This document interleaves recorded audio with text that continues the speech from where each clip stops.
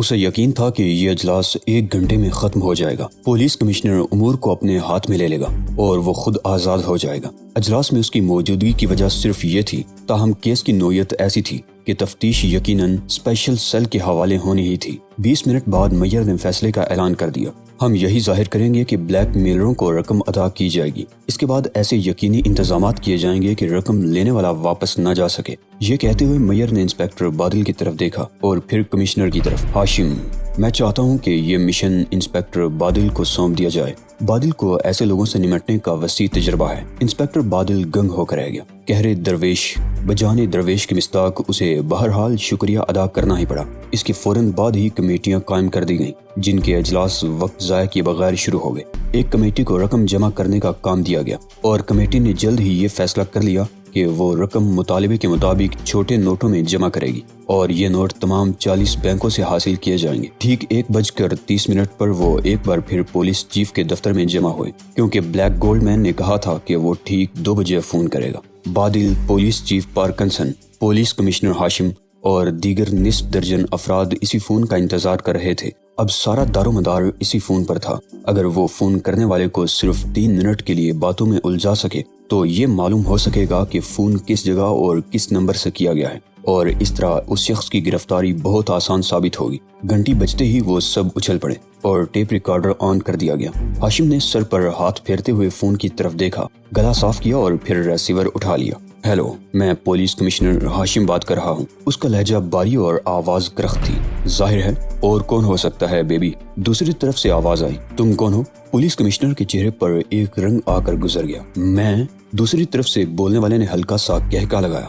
محض یہ پتہ چلانے کے لیے کہ میں کون ہوں تمہیں جگہ جگہ منہ مارنا پڑے گا کمشنر صاحب۔ میں بلیک گولڈ ہوں، لہٰذا احترام سے بات کرو۔ میں تمہیں ایک ایسا راز بتا سکتا ہوں جو تمہارے شہر کو پرسکون رکھنے کا راز ہے، سمجھ رہے ہو؟ ہاں، پولیس کمشنر کے ماتھے پر پسینے کی بوندیں جلملانے لگیں۔ میں سمجھ رہا ہوں، ہم تمہارا مطالبہ پورا کرنے کے لیے تیار ہیں۔ رقم کہاں پہنچائی جائے؟ سنتے رہو، بلیک گولڈ نے کہا۔ مجھے جب تمہاری آواز سننے کا شوق ہوگا تو میں خود تمہیں بولنے کا حق دوں گا، سمجھ گئے؟ ہاں، کمشنر نے انتہائی بے چارگی سے جواب دیا۔ اس نے اسکرین کی طرف دیکھا جو ایک کونے میں رکھا ہوا تھا۔ اس پر نظر آنے والی لکیر اس امر کی مظہر تھی کہ ٹیلی فون ٹریس کرنے کا عمل شروع ہو چکا ہے۔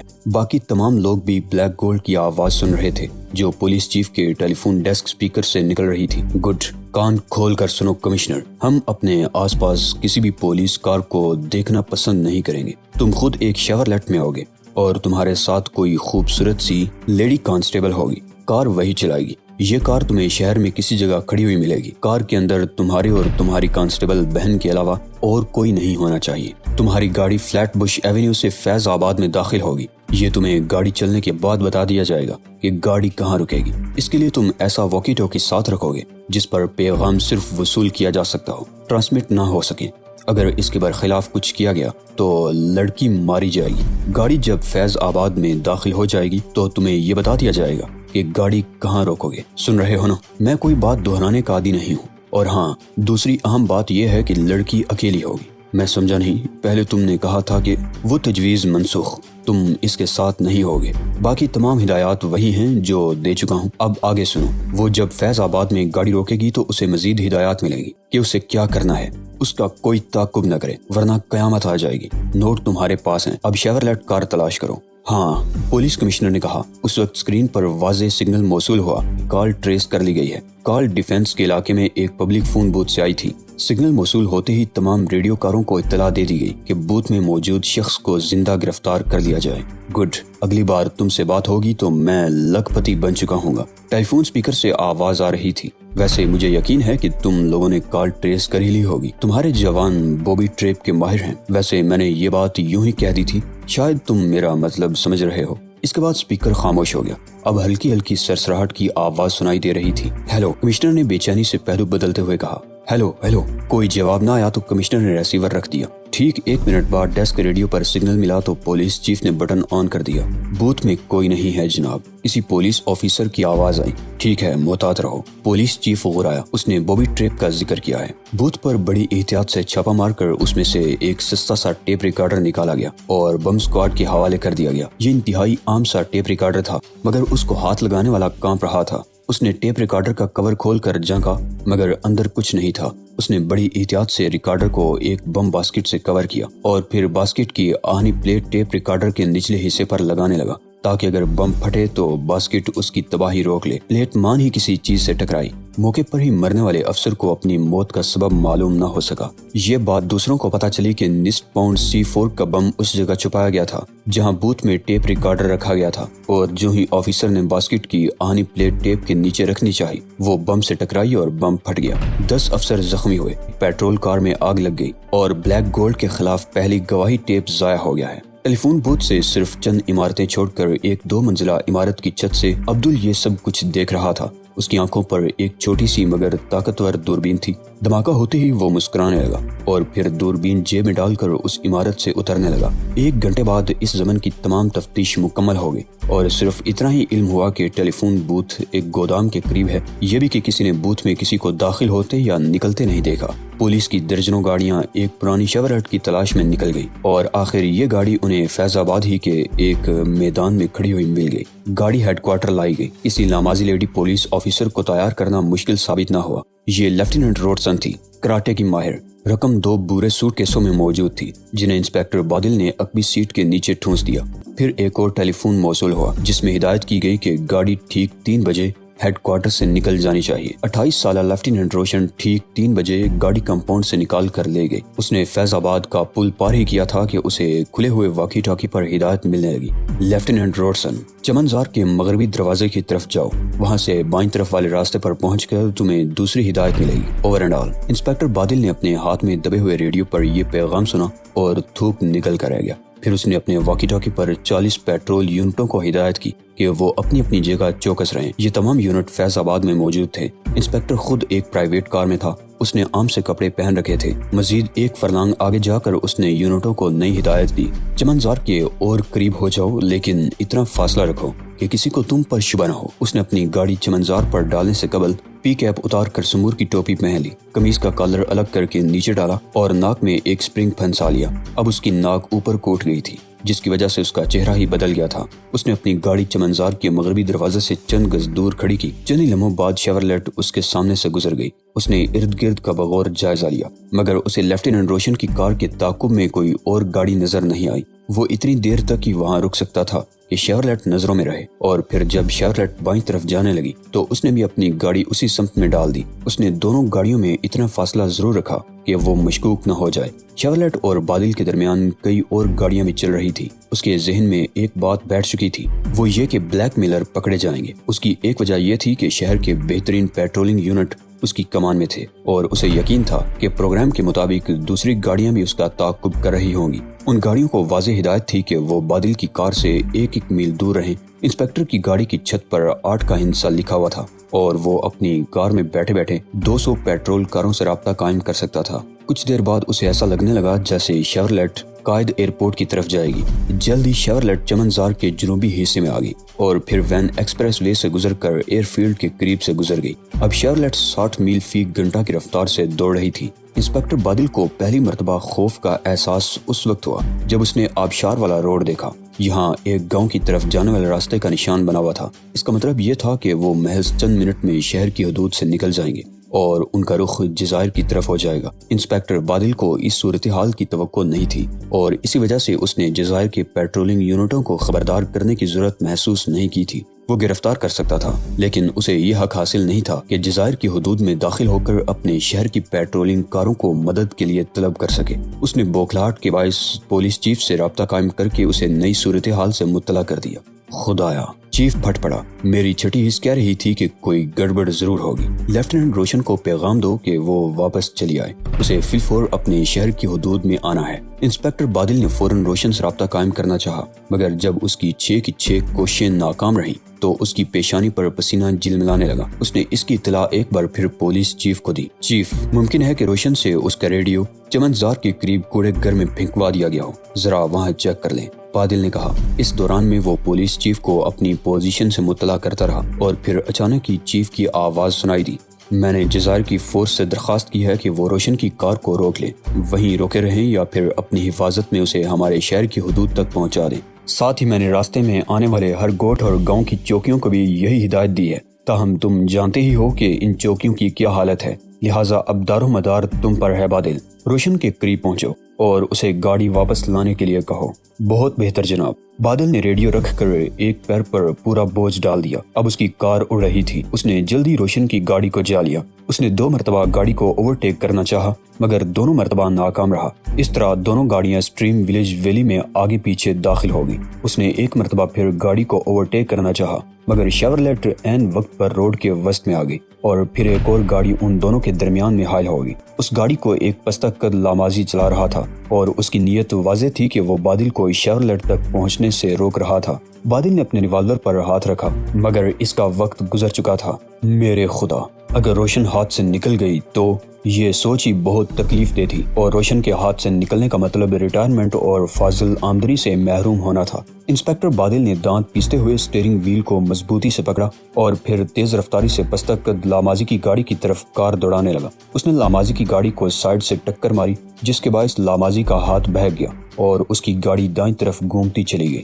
بادل کو اسی موقع کی تلاش تھی۔ وہ لاماضی کی گاڑی سے آگے نکلتا چلا گیا۔ اب شیورلیٹ ایک چڑھائی پر تھی۔ اس نے اپنی رفتار اور تیز کر دی، ساتھ ہی اس نے اپنی گاڑی بائیں لین پر ڈال کر رفتار مزید بڑھانی شروع کر دی۔ لاماضی کی گاڑی اب پھر پیچھے آ رہی تھی۔ اس کو اندازہ تھا کہ لاماضی جنونی انداز میں گاڑی چلا رہا ہے اور پھر لاماضی نے وہی حربہ استعمال کیا جو بادل استعمال کر چکا تھا۔ بادل کی فورڈ کے بمپر سے لاماضی کی کار ٹکرائی۔ فورڈ ایک دھکے سے آگے بڑھی اور اسی لمحے چڑھائی کے ساتھ ہی وہ خطرناک موڑ نظر آ گیا جو دائیں طرف تھا، جبکہ فورڈ 60 کی رفتار سے دوڑ رہی تھی۔ بادل نے اسٹیئرنگ کو زیادہ مضبوطی سے تھام کر گھمایا لیکن گاڑی موڑ پر پھسلنے لگی۔ وہ بدحواس ہو گیا۔ اس نے گاڑی پر قابو پانے کی کوشش کی مگر ایک بار پھر لاماضی نے عقب سے ٹکر ماری اور فورڈ ریلنگ سے جا ٹکرائی۔ بادل کو ایسا لگا جیسے فورڈ ہوا میں معلق ہو گئی ہو۔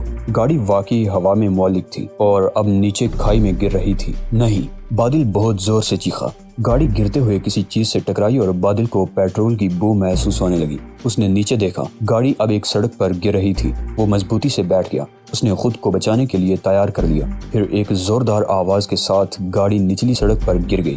بادل نے تیزی سے سیفٹی بیلٹ کھولنے کی کوشش کی لیکن اس کا دایاں ہاتھ مفلوج ہو گیا تھا اور اب کار میں دھواں بھی بھرنے لگا تھا۔ اس نے گھبرا کر اپنے ہاتھ کی طرف دیکھا کیونکہ وہ ٹوٹ چکا تھا۔ اس نے سر جھٹک کر بائیں ہاتھ کو استعمال کرنا چاہا۔ اسی لمحے اسے شانے اور سینے میں شدید ترین درد محسوس ہونے لگا۔ اس نے دانت پر دانت جما کر بائیں ہاتھ کو اتنا اٹھایا کہ وہ سیفٹی بیلٹ تک آ ہی گیا۔ وہ اپنی کوشش میں کامیاب ہونے ہی والا تھا کہ مخالف سمت سے ایک انتہائی تیز رفتار کار نمودار ہوئی اور پلک جھپکتے ہی میں اس کے عقبی حصے سے ٹکرا گئی۔ فورڈ اچھلی، اس نے 2-3 کلابازیاں کھائیں اور پھر ایک طرف الٹ گئی۔ بادل اب بھی ہوش میں تھا لیکن اب اس کے دونوں ہاتھ مفلوج ہو چکے تھے۔ سر میں بھی شدید تکلیف ہو رہی تھی اور وہ سوچ رہا تھا کہ آخر وہ اب تک زندہ کیوں ہے۔ اسی لمحے پیٹرول کی ٹنکی میں دھماکہ ہوا اور فورڈ کسی چیتا کی طرح جلنے لگی۔ بادل کے چہرے پر عجیب سی مسکراہٹ پھیل گئی۔ اس نے زندہ رہنے کی جدوجہد ترک کر دی۔ کار سے باہر نہیں نکل سکتا تھا۔ وہ کہہ لگانے لگا کہ اب کوئی بھی یہ الزام ثابت نہیں کر سکے گا کہ اس نے رشوت لے کر جائیداد بنائی تھی۔ عبدل نے اپنی گاڑی ایک طرف روک کر نیچے دیکھا۔ فورڈ سے دھواں اٹھ رہا تھا۔ وہ مسکرا کر اپنی گاڑی میں بیٹھا اور گاڑی آگے بڑھا دی۔ اسے یقین تھا کہ دولت سے بری ہوئی شیورلیٹ پروگرام کے مطابق روک لی جائے گی۔ 1-2 فرلانگ دور پیٹرول پمپ میں اس نے شیورلیٹ کی جھلک دیکھی تو مطمئن ہو کر سر ہلانے لگا۔ اس نے گاڑی پیٹرول پمپ کے گیراج میں کھڑی کی۔ یہ گاڑی چند گھنٹے پہلے ہی چوری کی گئی تھی۔ عبدل نے اس لاماضی لڑکی کو دیکھا جو شیورلیٹ میں کسی خوفزدہ چوزے کی مانند بیٹھی ہوئی تھی۔ اس وقت فتح کے نشے سے عبدل بے قابو ہو رہا تھا۔ دولت کا ڈھیر اس کے قدموں میں ڈالا جانے والا تھا۔ اس نے لڑکی کے قریب جانے سے پہلے نائلن کا ایک ماسک چہرے پر چڑھا لیا اور پھر آگے بڑھ کر شیورلیٹ کا دروازہ کھول دیا۔ کسی خوش فہمی میں نہ رہنا میری چڑیا، وہ غرا کر بولا۔ اپنے ریوالور کو بھول جاؤ کیونکہ اس وقت 3 طرف سے تم پر بندوقیں تنی ہوئی ہیں۔ لیفٹیننٹ روشن ایک پل کے لیے ہچکچائی۔ اس نے گڑبڑ کا احساس اسی وقت کر لیا تھا جب پیٹرول پمپ کے قریب راستہ بند ملا تھا اور اسے مجبوراً پیٹرول پمپ میں داخل ہونا پڑا تھا۔ اسے ہاتھ ہلا کر پمپ میں جانے کا حکم دینے والے بھی ماسک پہنے ہوئے تھے۔ دونوں کے ہاتھوں میں اشاریہ 4-5 تھے۔ پمپ بند تھا اور اس میں داخل ہوتے ہی روشن کو احساس ہوا تھا کہ اب سڑک پر سے گزرنے والے پولیس یونٹ بھی اس کی جھلک نہیں دیکھ سکیں گے۔ اس کے پاس واکی ٹاکی بھی نہیں رہا تھا۔ وہ ہونٹ بیچ کر رہ گئی۔ غلطی خود اس کی اپنی تھی۔ اس نے خطرات کے احساس کے باوجود اس مشن پر آنے کے لیے خود کو پیش کیا تھا۔ روشن ایک طویل سانس لے کر گاڑی سے اتر آئی۔ شاندار! عبدل نے اس کا بھرپور جائزہ لے کر کہا، چڑیا بھی اچھی ہے۔ روشن خاموش رہی۔ تم نے پروگرام اور منصوبے کے مطابق ہم تک امانت پہنچا دی ہے خالہ۔ عبدل نے ہنستے ہوئے کہا، کیا رقم پوری ہے؟ تم نے رقم گنی نہیں؟ میں نے رقم گنی نہیں، جو دیا گیا وہی لائی ہوں، روشن نے بے خوفی سے جواب دیا۔ اکبی سیٹ کے نیچے ہے، خود دیکھ لو۔ واہ واہ، عبدل چہک کر بولا اور گاڑی کی طرف بڑھ گیا۔ اکبی سیٹ کے نیچے بورے سوٹ کیس رکھے ہوئے تھے۔ اس نے ایک سوٹ کیس گاڑی کے ہوڈ پر رکھ کر اسے کھولا۔ باقی تینوں بھی اس کے قریب آ کر دولت کا انتظار کرنے لگے۔ نوٹوں کے بنڈل دیکھ کر ان کے ہونٹ بے اختیار سیٹی بجانے لگے۔ دیکھو، عبدل نے جھوم کر کہا، دیکھو، سونگو، یہ اصلی نوٹوں کی مہک ہے۔ وہ زور شور سے باتیں کرنے لگے۔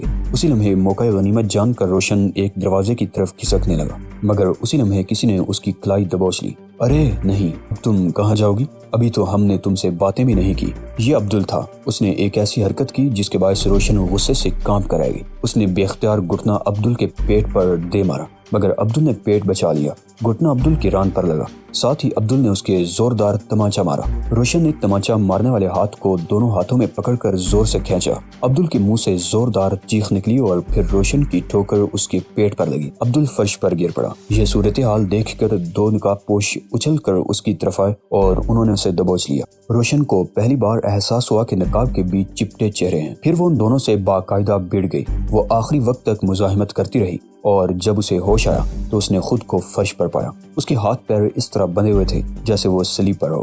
اس نے گھبرا کر اپنی آنکھیں بند کر لی۔ عبدل ڈیلی نے ریڈیو کھول دیا۔ اس وقت ریڈیو سے مغربی موسیقی نشر ہو رہی تھی۔ اسے ایسا لگا جیسے پریڈ کے لیے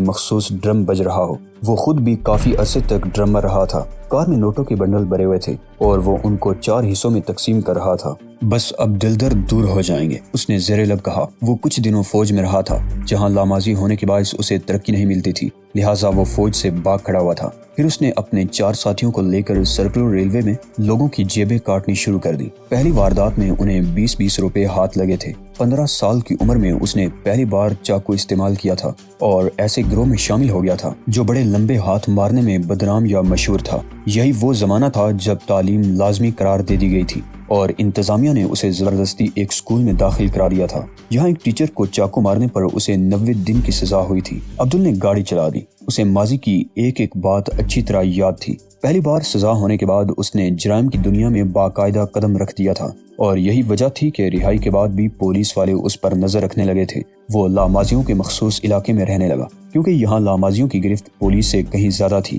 یہی ایک سراغ رساں اس کے ہاتھوں قتل ہوا جب وہ ایک جوئے کے اڈے سے بتہ لینے آیا تھا۔ ہوا یہ کہ سراغ رساں نے بتے کی رقم میں اضافے کا مطالبہ کیا تو عبدل بھی وہاں موجود تھا۔ اس نے سراغ رساں کو دھمکی دی کہ وہ اس کے بارے میں سب کچھ اخبار والوں کو بتا دے گا۔ اس پر سرکاری جاسوس گھبرا گیا اور اس نے عبدل کی پٹائی شروع کر دی، لیکن اب عبدل بھی ماہر چاقو باز بن چکا تھا۔ پہلے تو پٹتا رہا، پھر اس نے 5 انچ لمبا چاقو نکال لیا۔ سراغ رساں نے اپنے تنو توش کی مدد سے اس پر چھانے کی کوشش کی، مگر یہی کوشش اسے مہنگی پڑی۔ اس نے سراغ رساں کی ناک کاٹنا چاہی، تاہم ہاتھ بہک گیا اور چاقو کے تیز پھل نے سراغ رساں کا نرخرا ادھیڑ دیا۔ شہرک کٹی تو وہ وہیں گر گیا۔ عبدل کو اس کی جیب سے 400 روپے ملے۔ بعد ازاں حکام نے سراغ رساں کی لاش بمشکل حاصل کی کیونکہ پوری بستی کا موقف یہ تھا کہ یہ سرکاری افسر ایک لڑکی کو اغوا کرنے کے لیے یہاں آیا تھا۔ اس قتل کا کوئی چرچہ نہ ہوا اور اعلیٰ پولیس افسروں نے محکمہ کو بدنامی سے بچانے کے لیے حادثاتی موت کا اعلان کیا۔ اس وقت عبدل کی عمر 16 سال تھی۔ بلیک پینتھرز کا رکن بن چکا تھا۔ اس کے پاس نہ صرف ریوالور رہتا تھا بلکہ اسے ٹھیک ٹھیک نشانہ بھی لگانا آ گیا تھا۔ اس نے بلیک پینتھرز کے کئی اجلاسوں میں بھی شرکت کی، 2-3 مرتبہ رہزنی کی وارداتوں میں بھی حصہ لیا۔ ایک ایسے پولیس مقابلے میں شریک ہوا جس کے دوران 2 پولیس والے بھی مارے گئے۔ اس الزام میں 5 پینتھرز کو گرفتار کیا گیا، لیکن ثبوت نہ ملنے کی بنا پر وہ سب کے سب رہا کر دیے گئے۔ 18 سالہ عبدل ڈیلی نے پینتھرز سے تعلق ختم کر لیا۔ اصل بات یہ تھی کہ وہ انتہا پسند تھا۔ پینتھرز میں انتہا پسندی کی کوئی گنجائش نہیں تھی۔ ویسے بھی اب پینتھرز نے عدم تشدد کی پالیسی اختیار کر لی تھی اور وہ سیاسی محاذ پر زیادہ سرگرم تھے، جبکہ عبدل کو سیاست محض منافقت نظر آتی تھی۔ پھر ایک مختصر جنگ کے باعث اسے بھی فوج میں بھرتی کر لیا گیا۔ یہاں عبدل نے دل جمی کے ساتھ ہر قسم کے ہتھیاروں کا استعمال سیکھا۔ ہتھیاروں کے استعمال کا شوق اسے ورثے میں ملا تھا، لہٰذا جلد ہی اس نے چاند ماری کے میدانوں میں اپنی صلاحیتوں کا بہترین مظاہرہ کرنا شروع کر دیا۔ اور اعلیٰ آفیسروں کی نظروں میں آ گیا۔ بعض اوقات ہاتھ سے چلائے جانے والے ہتھیاروں کے درست استعمال میں اس کے نمبر باقی تمام رنگروٹوں سے زیادہ ہوتے تھے۔ جب اس کے افسروں کو علم ہوا کہ وہ صرف 7ویں جماعت تک تعلیم حاصل کر سکا ہے تو وہ حیرت زدہ رہ گئے۔ ابتدائی اور بنیادی تربیت کے بعد اس نے دھماکہ خیز مواد کے استعمال کی تربیت حاصل کرنے کے لیے درخواست دی۔ ان میں بارودی سرنگیں وغیرہ بھی شامل تھیں۔ اس کورس میں بھی اس نے امتیازی نمبر حاصل کیے۔ پھر جب اسے یہ اندازہ ہو گیا کہ وہ مکمل تربیت حاصل کر چکا ہے تو اس نے جان بوجھ کر ایسی حرکتیں شروع کر دیں کہ اسے ڈسچارج کر دیا جائے۔ صرف 2 ماہ میں اس پر 12 الزامات لگ چکے تھے، جن میں شراب نوشی، تاخیر سے کیمپ آنا، بات بے بات افسروں سے لڑنے کے علاوہ یہ سنگین الزام بھی تھا کہ آؤٹ آف ٹرن ترقی نہ ملنے پر وہ فوج میں نفرت پھیلا رہا ہے۔ افسر اس سے ہمدردی رکھتے تھے کیونکہ انہیں اس میں ایک اچھا انسان نظر آتا تھا۔ یہی وجہ تھی کہ اسے کڑی سزا نہ ملی، صرف ڈسچارج کر دیا گیا۔ عبدل چاہتا بھی یہی تھا۔ وہ ایک بار پھر اپنی بستی میں آ گیا اور اس نے اپنے منصوبے کے مطابق وکیم میں اپنی خفیہ تنظیم کی بنیاد رکھی۔ آہستہ آہستہ اس کے ساتھ چند ماہر نقب زن ملے۔ انہوں نے سب سے پہلے اتنی رقم جمع کی کہ کاروبار شروع کر سکیں تاکہ تمام غیر قانونی سرگرمیاں اسی کاروبار کی آڑ میں رہیں۔ اس وقت عبدل کی عمر 21 سال ہو چکی تھی اور اس کے پاس اتنا سرمایہ تھا کہ اس نے ایک پرانی آٹومیٹک فرم خرید لی۔ یہی وہ مرحلہ تھا جب عبدل ڈیلی کی سرگرمیاں اچانک بڑھ گئیں۔ بلیک گولڈ 4 سال تک ایک خفیہ تنظیم رہی۔ ان 4 سالوں میں بلیک گولڈ کے پاس سرمایہ بھی جمع ہو گیا، درجنوں رابطے بھی بن گئے اور اس کے کارکن ہدف کو حاصل کرنے کی تربیت سے بھی بخوبی واقف ہو گئے۔ انہی 4 برسوں میں عبدل کو منشیات کے میدان میں ایک ممتاز مقام حاصل ہو گیا۔ دراصل وہ ہیروئن کا ہول سیلر بن چکا تھا۔ اہم بات یہ تھی کہ اس کے اڈے پر کبھی چھاپا نہیں پڑا تھا اور اس کی بنیادی وجہ یہ تھی کہ وہ اپنے ضلع کے پولیس والوں کی خاص خدمت کرتا رہتا تھا۔ اس نے ہیروئن سے ہونے والی آمدنی کو دوسرے مقاصد کے لیے بھی استعمال کرنا شروع کر دیا۔ اب سرمایہ مسلسل آ رہا تھا، تاہم اسے اب بھی مزید رقم کی ہوس تھی۔ کروڑ پتی بننا چاہتا تھا، لہٰذا عبدل نے ایک نئی منصوبہ بندی کی اور بلیک گولڈ کو سیاسی دہشت گردی کے لیے استعمال کرنا شروع کر دیا۔ وہ بالآخر سیاسی اقتدار حاصل کرنے کا ارادہ کر چکا تھا۔ سیاست کے لیے رقم کی ضرورت تھی اور رقم حاصل کرنے کے لیے دہشت گردی کے علاوہ اور کوئی آسان راستہ نہیں تھا۔ عبدل نے بلا تعامل اس راہ پر چلنے کا ارادہ کر لیا اور اب رقم کی پہلی کھیپ اس کے پاس موجود تھی۔ وہ اپنے دوسرے منصوبوں کو عملی جامہ پہنانے کا عمل شروع کر سکتا تھا۔